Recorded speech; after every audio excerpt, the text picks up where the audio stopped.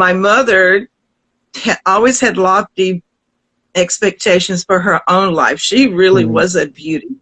And she thought she was going to just end up in a mansion with,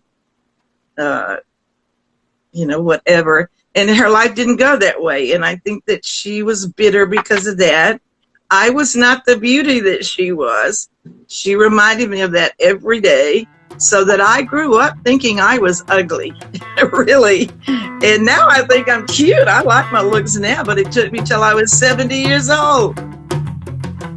Hello, everyone. Welcome to the Get Out of Your Comfort Zone podcast series. I am your host, Farhan Bundeli. I am a global citizen and a digital nomad. I am so excited about our guest today. Henrietta has lived quite the life in her ups and downs. She was nothing special, growing up in a southern town in a tough family circumstance. That was until music changed her life. Despite training as an educator, she decided to take the leap and follow her dreams of a career singing on stage. This journey took her as far as Japan and as wild a job as being a singer on a cruise ship. Enjoy.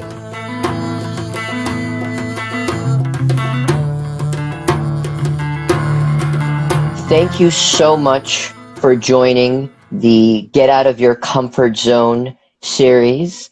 In today's episode, we're here with Henrietta Alves, and she is a phenomenal woman with so many layers and so many amazing stories to inspire all of us, but especially the women out here in the audience. And so I truly hope that you are moved and some of what Henrietta says deeply resonates with you. So thank you, Henrietta, for joining. I would love for you to begin by telling our audience the story of how we met and how you interjected yourself into my life in the most beautiful of ways. Well, I was leaving dinner by myself, walking down the street of Esplanade Avenue, New Orleans.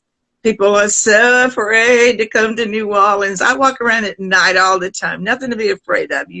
If you fear, you attract what you fear. So I feel safe. So I was walking home, and I'm in a distance. I hear this drumming, and then I realize it's getting closer to me. And I always want to announce I'm 78 years old. Yay, me. And so what I do is when I hear young people coming up behind me, I just move over to the right, like I'm a trucker, and let them just pass. Otherwise, it becomes awkward of me trudging along and they're ready to go where they're going. So as Farhan got next to me, I said, "Are you Brazilian?" And he said, "No, why would you think I'm Brazilian?" And I said, "Because in Brazil, everybody plays percussion instruments. And I really thought that you were a Brazilian coming up behind me." And that's how it started. How we took a half a block to get from that introduction to the mini mart where we parted company, a half a block away. In that half a block, we solved half the problems of the world. We got into such a deep discussion of life. I think we would still be talking, except Corbin wanted to go see some friends, and so he dragged Farhan away from me. So, and don't forget, that's how we met. And I never really knew that I would hear from you again. And I was so delighted when I got an email or something from you out of nowhere, and I was just thrilled because you may remember that night I said, I want to collect you. And what I do is I collect people that I know will enhance my life and understand me and everything. So magical meeting. What, 5 minutes difference in either of our timing, we would have never met. Isn't that something? Life is magical. I know. And we wouldn't be here today, and we wouldn't be embarking, in this beautiful relationship that we share, right? And Yes. so it just goes to say how, sort of fate and destiny brings people together, sort of if you are open to the possibilities, right? There Yes. is a big if there. At least that's what I believe. Oh, But I thank believe. you so much for reinforcing that lesson. All right. Well, thank you for that introduction. I would love, before we get into it, for me to tell the audience a little bit about sort of, give an overview of your life, and then I'd love to start at the beginning. And so, from what I know of you, Henrietta, you grew up in the South, specifically in Mississippi, and you grew up in a traditional household, and sort of as part of that upbringing, there were sort of norms that you had to sort of abide by, and sort of especially given the Southern culture and what it's known for, you found yourself studying to be a teacher in college, and then turned that into a career as a teacher, specifically as a band leader. And as a result of life and you being you, you ventured to redefine yourself and basically have another career as a musician. And, that took you far and wide, and, sort of brought people into your lives. And it eventually brought you to New Orleans, where you continued, and you raised two children in that duration, and gathered many life experiences and made many friends all over, some of whom are quite influential, right? And as a result of your life and the bold way in which you choose to live it, you have learned a lot of lessons that you are passionate about sharing with the world, right? And so that basically sort of led to a redefinition of you as not only a musician and a mother and an educator, but also a life coach. So with that, if it's okay with you, why don't we start at the beginning? Why don't you tell me about your childhood, where you grew up? Paint us a picture of the circumstances of your childhood so that we get a better sense of your background. Well, as you said, I came from traditional surroundings, middle class, Mm-hmm. mother and father, and brother and sister. We're two children, but unfortunately, it was a chaotic. It Mm-hmm. was uh, my dad was troublesome, and my mom was had her issues. So it was just constant turmoil, just never a day. Every day was going to be a battle. We didn't know what was going to start it. It might be, it could be that they're fighting, or the Mm-hmm. children have done something wrong. So that starts something else. So there was not a day of peace, not a day of peace, not much love shared in the home. So I really was hungry for acceptance and uh, just affection, whatever. I just was lost in this turmoil of daily craziness. And my mother always had lofty expectations for her own life. She really Mm-hmm. was a beauty. And she thought she was going to just end up in a mansion with, uh, whatever. And her life didn't go that way. And I think that she was bitter because of that. I was not the beauty that she was. She reminded me of that every day. So that I grew up thinking I was ugly, really. And now I think I'm cute. I like my looks now, but it took me till I was 70 years old. I felt I was a fraud till then, that I could put on enough makeup and all this. But so it wasn't easy. But one of the things that little Southern girls all had to do at my age was to take piano lessons and to take ballet. So the ballet didn't work out so well. That kind of ended after 1 year. But I stayed with the piano lessons. And when all my other friends dropped out, I remained the rest of my life. And I think that was my salvation, was my music. Mm. And so tell us about your relationship with music. You mentioned, how you were first exposed to it through piano lessons. But you're not only a pianist, right? You are quite the vocalist. So paint us a picture of how, tell us more about how you were exposed to music and how music was really an escape for you and how music helped bring out the performer within you, right? Well, I was the shyest child that ever lived. That's a whole nother story. People wouldn't believe how shy I was, like in elementary school. And when I was about 12, I was just down in the church basement in Clarksdale, Mississippi, and I started playing the March from Aida. That's exactly what it was. And so some of the ladies came around and said, "Oh, we didn't realize that you played the piano. We need someone to play for Bible school. So play that for Bible school." So I did. And that was my first taste of people saying, you do something special. You do something right. That's all I ever heard, was how I did nothing wrong and I was worthless and all that. So that was my very, very first, I can picture that moment when they asked me to play for Bible school. And that was like going to Carnegie Hall for me. So I started doing that. So then the next several years of my life, I was a pianist, accompanist, but known as a piano player. Well, you know how difficult it can be when children are ripped up from their home and moved to another location.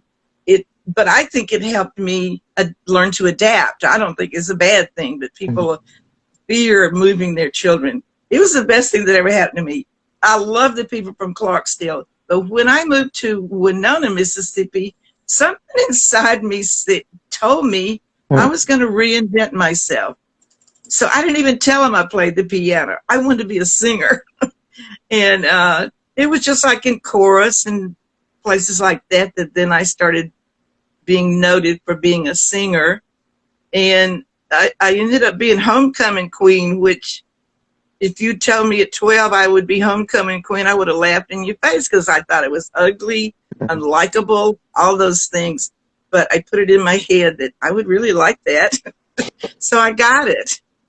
So thank you so much for sharing that, right? And thank you so much for being so honest about the trauma that was inflicted upon you by your mother, who undoubtedly, really loved you, but, still, people who love us, shower a lot of toxic energy and thoughts onto us. And so help us understand how you suffering and, this trauma at the hands of your mother and maybe other members of your family about how you were, everything that you did was not good, that, and your looks, how that led you to nurture this thought of not only I am worthy, I would like to be a homecoming queen, but then also the steps that you took to plan for it, to manifest it. Walk us through that. How did you step out of your comfort zone to work against the odds to do that? Because I think other women need to hear this. Yeah. I don't want this to be misinterpreted that I'm a Bible thumper or something, because I'm not. We also obviously were not a religious family, except for appearances. My mother that was very important to my mother, appearances. But we didn't go to church, none of that stuff. except maybe sprinklings. And I discovered the church, and I started going. And from that would have been like junior high school. And for the next like 10 years, the church kind of became my family. Church members and things like that became the nurturers that I had not grown up with. And I am today an extremely spiritual person. And I think that is when the spirituality entered, was at that time that some, as the Bible says, still small voice started speaking to me when no one else was speaking to me. And who told me to become a singer? Who told me I could be homecoming queen? Some, I don't know, because it surely wasn't anybody who loved me and supported me. My dad kind of was a support, but he left when I was 12, a very vulnerable age. And so I was left with the crazy woman. But so I credit the church. Now, once again, I am really not a churchgoer, but I have that feeling of that someone is still guiding my life and guided me to you. And I don't care what religion it is or no religion. I still believe there is something in whatever you feel comfortable calling it. So I'm going to credit the church and spirituality with helping change my life. And earlier, just now, you mentioned your dad and how he sort of exited your life at a very crucial point. And you also mentioned how he was one of your cheerleaders. I believe you mentioned, he was into the opera and he sort of supported your musical endeavors. Yes. Paint us a picture of what did it feel like? How did your world change, in the weeks, months leading up to his exit and then after? Paint us a picture of that darkness. Help us understand. It crept up. So it was not sudden. It was almost expected. They fought so much, and he was a womanizer. So there were times when he would leave for periods of time. And it was another insanity I'd learned to deal with, was his not being around. And there's stories about all of that too. So it didn't just happen suddenly, and then they go through the divorce and he's living with the other woman and all that kind of stuff. And again, I never felt like a victim. This is what it is. Maybe other families go through this and I don't know about it. And I forgot where I was going to say next.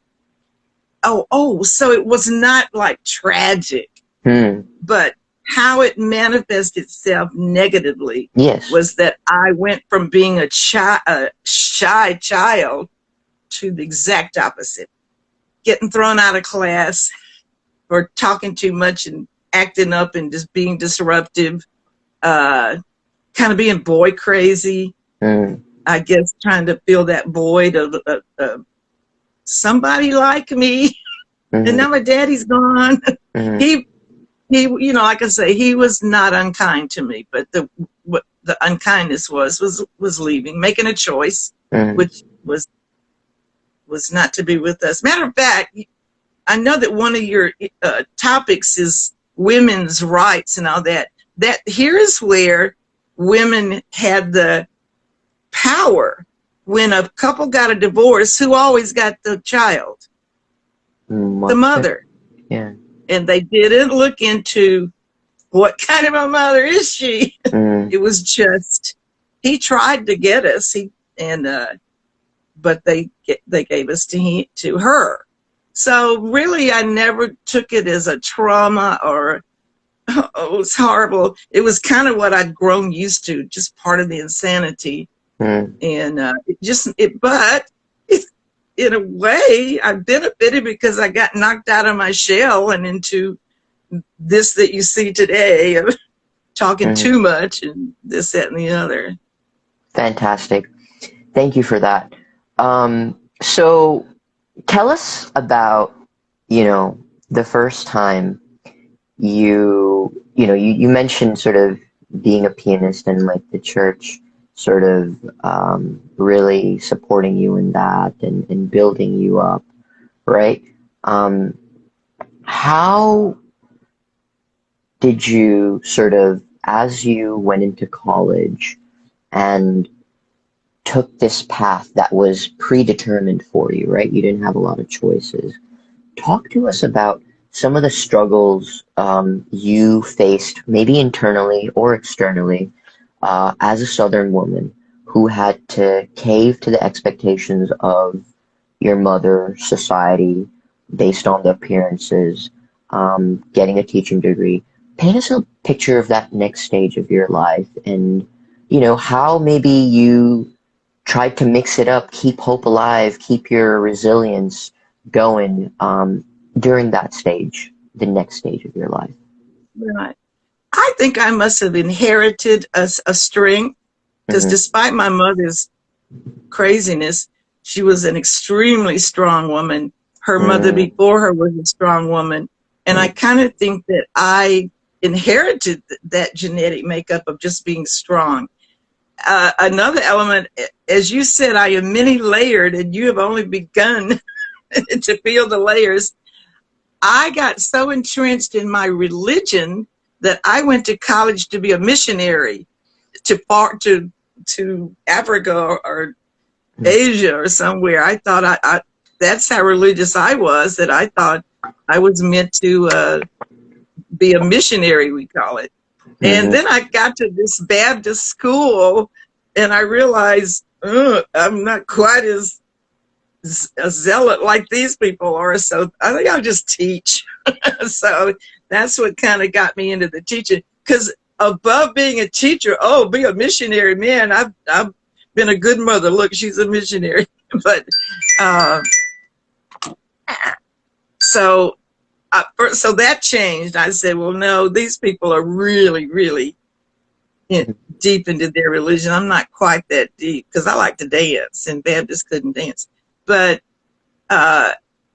again, the setup was girls went into, and tell the truth, most of my age, they went into EE, they called it, elementary education. That's what you got your degree in. You just wanted to be a teacher long enough to get married. And then you were going to be a stay-at-home mom. And I just knew all my life that was not for me. It was not my mother's. My mother was not a domestic kind of person, and I wasn't either.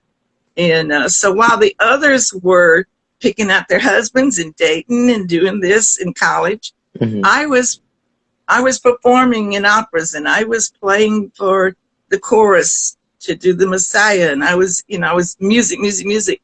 Every night that the others were going out dating, I was in a rehearsal somewhere, and that continued to through graduate school. Mm-hmm. I did the same thing, and so I did what the only thing we knew to do at the time: be a teacher, and in hopes that you could marry and didn't even need that degree, but just have it just in case.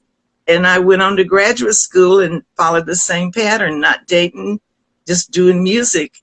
And I met this really fine guy, and he was not put off by the fact that I would say, I would love to go to a movie, but I have to play for rehearsal tonight. And he would go, well, can I come? And I would go, well, yeah. So finally, he was the first one who wasn't put off by it. He just was curious to go do it with me. So he's the man I married. Good man. We just simply, we're really not meant for each other. And I think he's with a lady now that is perfect for him. Mm-hmm. And life goes the way it's supposed to. And so I followed that path till I was 31 or something, teaching and all of that. And it kind of was in the summers, teachers don't teach. Mm-hmm. And I tried being a homemaker during those 3 months, and that didn't work either. So by the grace of God or whoever you believe in, I started singing in a hotel and quit. that just totally changed my life. So let's spend a little bit of time talking about that, right? Tell us, was there any moments where you had a choice, to step out of your comfort zone, which then helped to manifest this opportunity, right? Because, and I'd love to, I know I kind of heard it already, but I'd love for you to share the story with the audience, in a little bit more detail, but then also add in, were there any choices, right, that you had to make in Yes. order to make that happen? And share that with us, please. Well, yeah, Mhm. as I wrote Berhan earlier today, that he is helping me Mhm. explore my life and my life philosophies and bring up things I'd totally forgotten about. You're absolutely correct. I did have to make decisions that led to other things. While I was teaching school, I just knew that I loved it. I actually loved it, and I love all of my students, and I still am in touch with my students, and I love them, and I've still got their reports. This is like over 50 years ago. Wow. That's how much I loved teaching, but just certain conditions in my particular school with the older principal who was, all he was counting the days till he retired. So that left a lot of discipline problems. And I said, you know what? I just don't want to do this anymore. And I was too scared. Wasn't comfortable enough to just say, I quit. So what I did was I took a sabbatical, but I never went back. But I said, I don't know what I'm going to do, but like Abraham in the Bible, I'm going forth, and I don't know where this is going to lead. And look where it led. I had totally forgotten that aspect of it, that I had to kind of quit my job Mhm. to get into this music performance field. You're absolutely correct. Okay. So then continue. Tell us more about the council person and your first gig, right? Don't leave us hanging Now now. remember, I'm 78 years old, so some of the people I'm talking about may not even be alive today. Probably don't want me putting their business out in public, but whatever. I was dating a city councilman in Memphis, Tennessee, and I will not say his name. He was, there's nothing wrong with it, except I know he went on to marry someone else. But I was singing in Arkansas at what's called Inspiration Point Artist Colony, and I was singing opera. So he came over there to see me, and he said, I see that you really love live performing. And he said, I think I can arrange for you to do a show it was called Lafayette's, I believe. Someone can correct me. This is anybody from Memphis. It was over in that Cooper Street. I don't know what I'm saying. Anyway, for example, Ronnie Millsaps performed the night before I performed. So it's kind of a popular thing, not operatic at all. And I said, well, I got to come up with some popular music. They don't want to hear high notes. So I put together a band. If Dick Jacobs is watching this, he was my guitarist, and we're still in touch. We got this genius young man on the drums, and Rob, what's his name, was the bass player, and I was the keyboard player and the singer. So we put together a show that was just supposed to be one night, and I loved it, of course. So there was no turning back to the teaching business anymore. And right after that, I went to lunch at one of the fancy hotels. It's probably demolished now, but at the time it was the Rivermont, was what it was called, in Memphis, Tennessee, for lunch. And a friend of mine came in. He says, "Oh, I'm the food and beverage director here. I'm in charge of entertainment." And I went, "Oh, that's good, because I'm a rock star now." And we started talking, and I had a job handed to me. And so we did that for the longest time. They all come to an end, those bands. Like, you get new management and all that stuff, but that started it.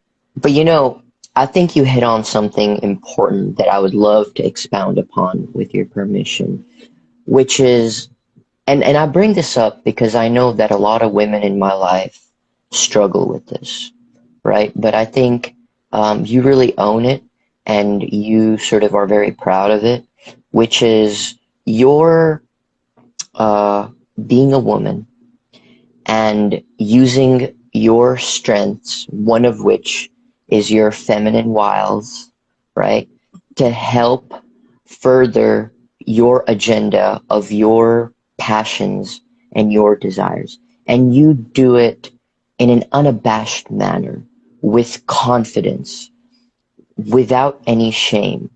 And I would love for you to spend a couple of minutes just talking about that because I think a lot of other women need to hear that. Right. I just think that the fact that we're a woman, despite all the laws and all that that don't support us all the time, we have a power. That's why you'll hear me say, I don't much care about circumstances. I don't much care about my gender. I'm going for it anyway. It'll just be more difficult, but I'm going for it. And I'm not ashamed to say that women get by with things because we're effervescent or we're whatever. Some women don't need that. You know, you look at Gloria Steinem back in my day, but she was hot. You know, she was a good-looking woman, and she's the one that people remember more than like Bella Abzug. I didn't say it right, but Bella, who downplayed her femininity, and so I think there is a strength. I think we have a power over some men just for the fact that we're a woman, and that is, to use the term literally and figuratively, we're seductive to certain men, and we can get our way. Some women who think they're really, really, really strong feminists will say they don't use their feminine wiles, but I can bet you they do. Fantastic. Thank you. Thank you for sharing that.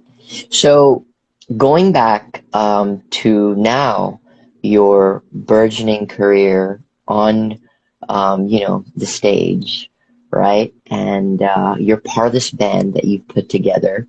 But like you said, all good things must eventually come to an end. But we're not going to sort of spend too much time talking about that because one end leads to another beautiful beginning, right? So why don't you tell us how that chapter ending of your band and performing in a group led to the next chapter and some of the steps, some of the choices again that you consciously took to step out of your comfort zone. Right? Well, Memphis is one of those cities where musicians love to move there. It's like New Orleans. Musicians love to move here. Unfortunately, they are both small cities. They're more like really big towns, and there aren't enough venues for people to perform for money, which I needed because I had a son that I had to take care of. And it got to the point where with bands, I would say, well, we'll perform for da-da-da-da-da. Oh, well, this band over here said they would perform for less than that. Okay, well, then we'll play for this then. Oh, you know what? This band said they'll play for free. So it was trying to find a job that made money so I could support myself and my son that caused me to start thinking, I think I'm better off just by myself. And so I just put that out there. I don't even know how it happened that I got my first job as a solo performer. But again, my life, it just kind of goes magically most of the time. If I put my feelers out, it comes back to me. When I get in despair, I'm human. Things don't go as easily.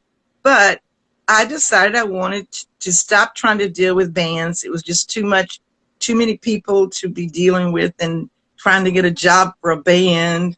but I could probably do it by myself. So ironically, I went back to Clarksdale, Mississippi, that where I had grown up. It was just happenstance. And I had my first gig there, which is another funny story. We'll save that for another time. But and then someone heard me play there, got me another job, and it just went from there. That's pretty much what I've done since, is solo. I married a Brazilian and I started a Brazilian band, but I got back into the same negatives. Yeah. So basically, there's a very interesting story, right? Which is your first gig didn't quite go the way you hoped. So tell us a little bit more about that, but how you resolved to persevere, right? Please enlighten us. And you just hit on a word that I love too: persistence, persevere. Yes, ma'am. Just don't stop. Make something out of it. I had been playing in this posh room where I wore long dresses, and it was it's where people went for the anniversaries and all that. Mm-hmm. So I get this gig, and I should have taken a clue from the name of it. It was called the Ponderosa.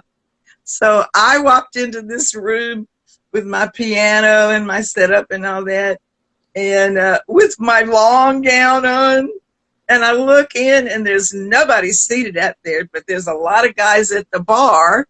Some of them looked like they were passed out at the bar, and I just started singing like Roberta Flack or something like that. And even the guy was passed out, just looked up like he had seen an angel. Sit to him. I don't know where she came from, but look, it's a woman.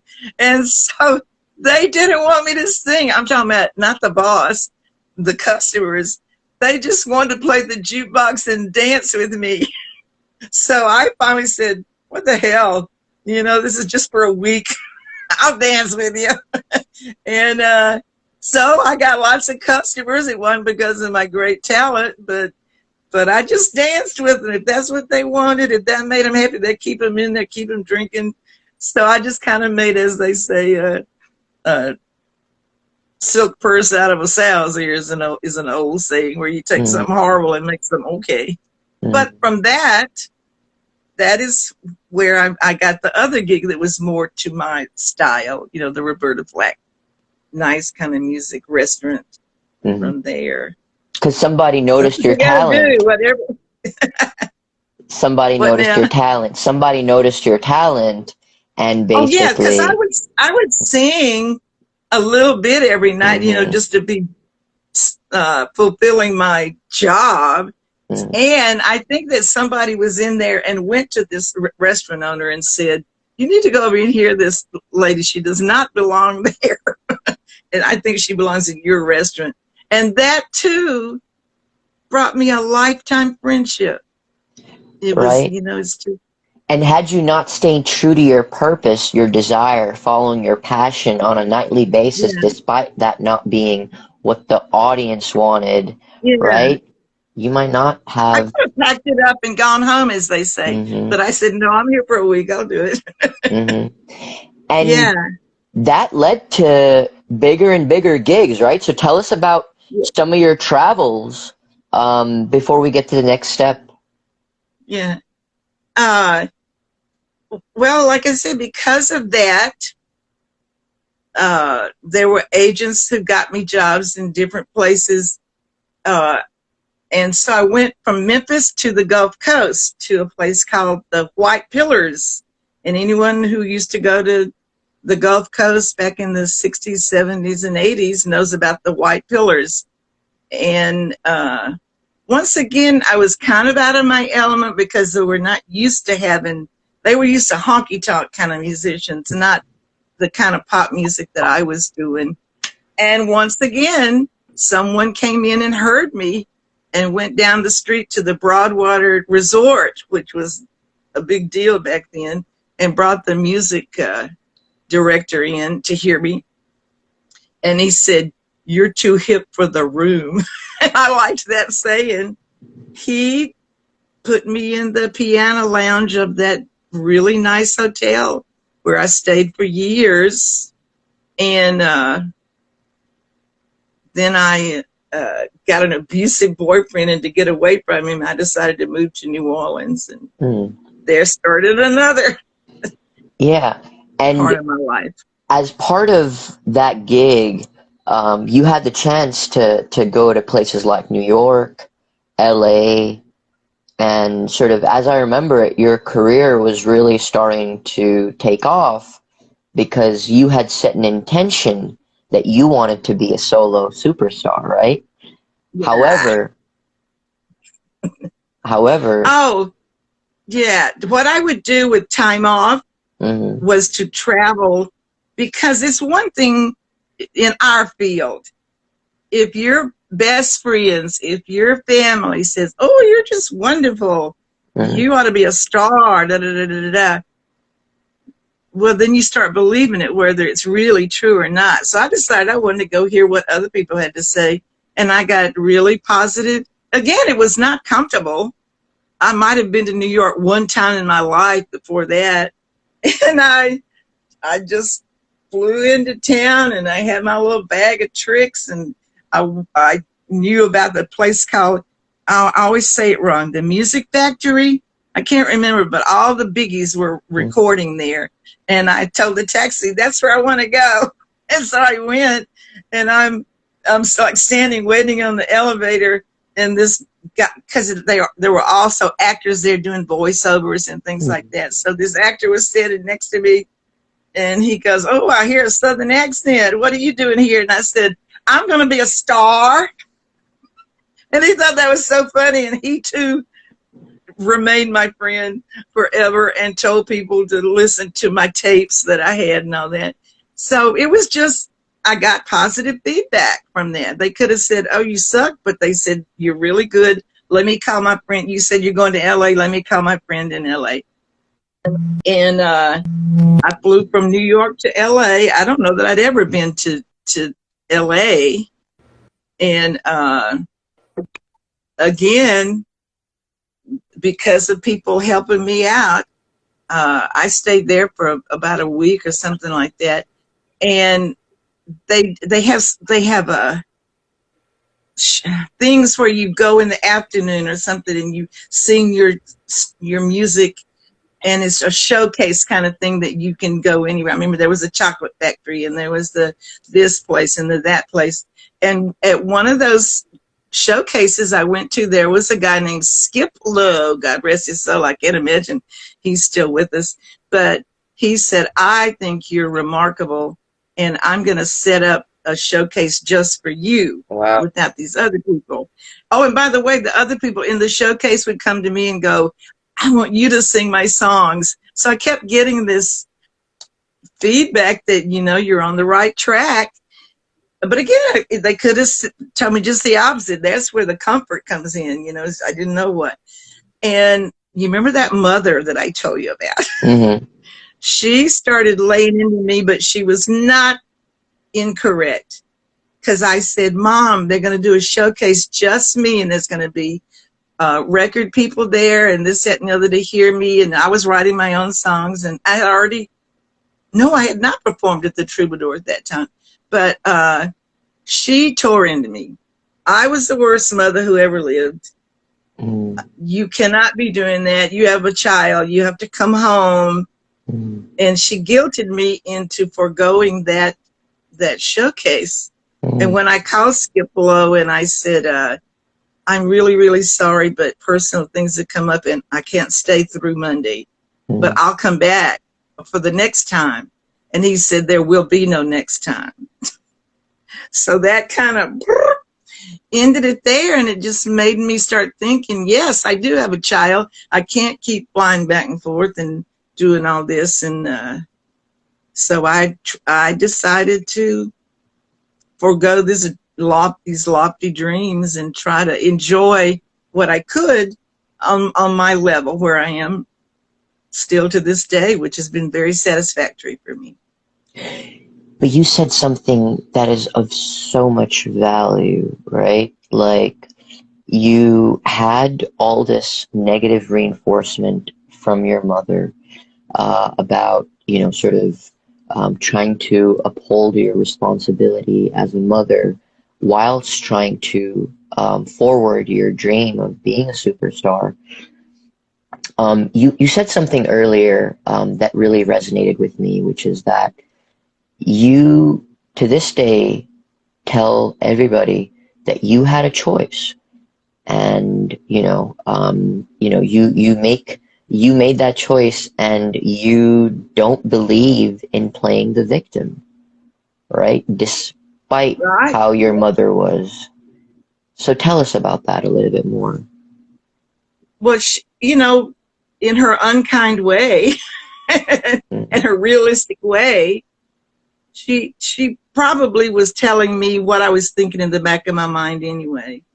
Mm. And again, it goes back to that, what does society dictate? You're supposed to put your children above everything else. I don't know if it's instinctive in us to want to take care of our children or what, but I play a game with people. I say, name me one female superstar who ever made it after she had children. Men can do it. All the men superstars either never had children or they had children. It didn't matter because they could go on the road and know that the children were well taken care of. I can't name one female superstar that was taking care of a child and became a superstar. You have to focus on one or the other. And so I had already made a decision earlier in life that I wanted this son. And without realizing it, I had kind of like set the course for the rest of my life. So it's not fair and it's not perfect, but I try to put the word out there to female musicians. You can eventually juggle it all. You can eventually be a great mom and a great performer. Madonna, look, I think she's a good mother. She's a performer. She's all of that. But she started that after she became a superstar. But I just think that if you really want to be a superstar, hold off on having children. I don't know if that's good or bad. It's just reality as far as I'm concerned. And again, I made my own choices, and I can look back today and say, man, I was just that close to being Linda Ronstadt. There's a whole lot more of people that wanted to be my manager, Bonnie Raitt's manager. And I said, no, I'd rather have Linda Ronstadt's manager. I was kind of sad. But I look back and I think, I don't know that I would be any happier if I'd become a superstar. I am a really happy human being today. Who knows if I would have been this happy if I'd pursued that. And you know what else I learned? All superstars eventually are has-beens. And that must be really hard to deal with when you're at the top of the food chain. I only know two people who remain at the top of the food chain, Elton John and Billy Joel.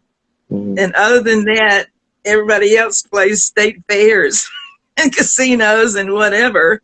So there's always a fall from the top. So I would have had to deal with that. So I'm fine that happened, that I made those choices. I don't regret it for 1 second.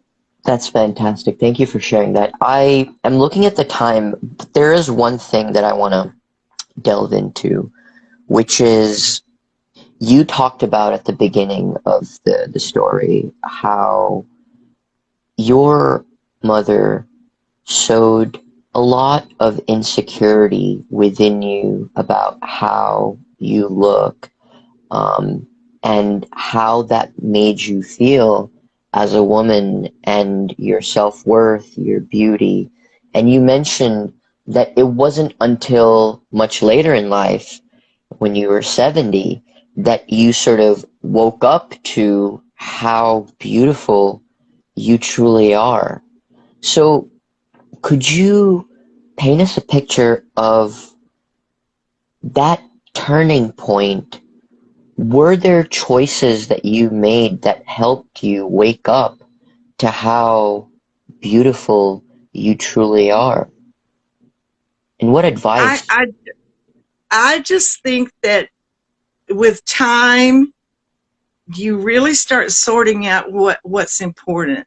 My opinion in me was finally I realized my opinion in me was more important than my mother's opinion in me or this dude's opinion in me, what I thought was best. The other thing was not putting so much importance on appearance. That was everything to my mother.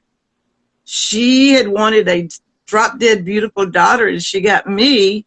Not bad, but certainly not a beauty. And so that's what it was entrenched in my mind. If you don't look great, all over, nothing's going to happen. I stopped believing in that appearances thing, and I started thinking about people through the years who were not even particularly attractive, but they succeeded. They were happy, and their personalities were so wonderful that what they looked like didn't matter. So it was again, it was not a moment. It just was a period of time that finally, when I was 70, I started to say, well, you know what? For 70, you look pretty good. And then I would look back at pictures of me when I was young, and I would go, how could you think that was ugly? But I did. Where I performed for a long time, there are big mirrors next to us. And I would not look in that mirror because I didn't like, I thought I was ugly. And so I thought that would just kill my show if I had to look at myself. Mm-hmm. So I don't know if I could tell young people, number one, you were given your looks. Make the best of your looks. Be healthy. Do like I do. I still paint up at 78 years old. I enjoy being a girl or whatever they say. Make the best of your looks. Don't allow yourself to look ugly. I don't know how to explain what I'm trying to say. Do your best to look the best you can, but it is really not the end of the world if you're not considered a drop-dead beauty. People are going to think you're beautiful from the inside, as they say. And people don't really care so much what you look like. You know what they care about? How you make them feel. So dwell on that. Dwell on being kind to other people, making them feel better about themselves. And looks really don't matter, that much. Well, I don't think we could have ended on a stronger note. And for that, my Henrietta, I am so grateful. Thank you so much for making the time to join us today. I want to just, for our audience, share that they can find you on Facebook, they can find you on Instagram, and I will also add your email in the episode description if you're okay with it, so that I am. I love to get emails. Mm-hmm. And you are also a life coach, right? So if people wanted to seek out, your service, your Counsel. mentorship, your counsel, that is something that you are open to. And with that, I want to turn to my audience and I want to say thank you so much for being you. In Henrietta's words, you are so beautiful. Wake up to the beauty that is you. Yes. Until the next time, I wish you love and light. Have a wonderful rest of your day. Bye now. Thank you so much for tuning in to this episode of the Get Out of Your Comfort Zone series. I hope it moved you and inspired you if you are feeling stuck with something in your life. If you would like to further connect with our guest, please see their contact in the description. Please consider taking a moment to rate this podcast. Please also consider showing us some love on your Instagram story. You can find our info in the episode description. Until the next episode, I wish you infinite love and light. Thank you so much for tuning in.